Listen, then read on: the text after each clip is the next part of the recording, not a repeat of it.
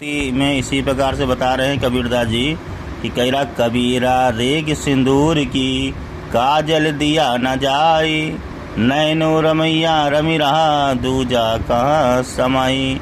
इसमें देखिए दो प्रकार से आप लोग अर्थ लिख सकते हैं। एक तो पहला यह कि कबीरदास जी कह रहे हैं रेग सिंदूर की, जो मांग है उसमें सिंदूर भरा जाता है, ठीक है।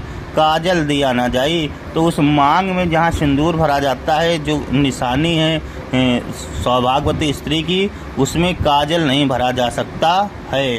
ठीक उसी प्रकार से नैनो रमैया रमी रहा, कि मेरे आँखों में तो राम समाये हुए हैं पहले से ही, दूजा कहाँ समाई, उसमें दूसरा आवश्यक जगह नहीं है कि कोई दूसरा व्यक्ति उसके अंदर समा सकता है।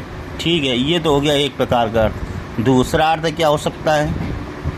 दूसरा अर्थ इसमें ये हो सकता है कि यहाँ पर कबीरदास जी कहते हैं कि मैंने अपनी मांग के में सिंदूर की रेखा लगाई है, जो मेरे सौभाग्य की निशानी है, और ये मेरे प्रीतम के प्रेम का भी पूर्ण प्रमाण है। इसीलिए जब मुझे पूर्ण प्रेम मिल रहा है प्रीतम का, तो मैं आंखों में काजल लगाकर अब मुझे अपनी शोभा बढ़ाने की क्या आवश्यकता है। इसके अतिरिक्त मेरी आंखों में तो मेरा प्रीतम समाया हुआ है, उसमें किसी दूसरे अर्थात काजल की रेखा के सामने किसी के लिए स्थान नहीं बचा है, दूसरा कोई भी उसमें नहीं लगा सकते हैं। एक ये भी लिख सकते हैं, तो दो लिख सकते हैं। एक जो मैंने आपको बताया वो लिख सकते हैं, दूसरा ये लिख सकते हैं।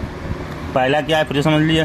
पहला लिख सकते हैं कि जहाँ पर मांग के सिंदूर में बीज में सिंदूर भरा जाता है, वहाँ काजल नहीं भरा जा सकता है, क्योंकि वो सिंदूर का स्थान है, उसमें सिंदूर ही लगाया जाएगा। ठीक उसी प्रकार से मेरे आंखों में पहले से श्री राम जी बसे हुए हैं, और मैं दूसरे को वहाँ स्थान कैसे दे सकती हूँ। दूसरा अर्थ कह रहा है कि जब मेरे सौभाग्य की निशानी सिंदूर मैंने अपने आँख में बना हुआ है, मेरे सौभाग्य का ही निशानी है, और उस सौभाग्य की निशानी से ही मेरे पति मुझसे प्रेम करते हैं। तो जब सिंदूर से लगाने से ही मुझे इतना प्रेम करते हैं, तो फिर आंखों में काजल लगाने की क्या आवश्यकता है, क्योंकि आंखों में तो मेरे प्रियवर ही मेरे बसे हुए हैं। जब प्रियवर पहले से ही बसे हुए हैं, उसमें काजल की रेखा को लगाने की क्या आवश्यकता है। ये भी अर्थ आप लोग लिख सकते हैं।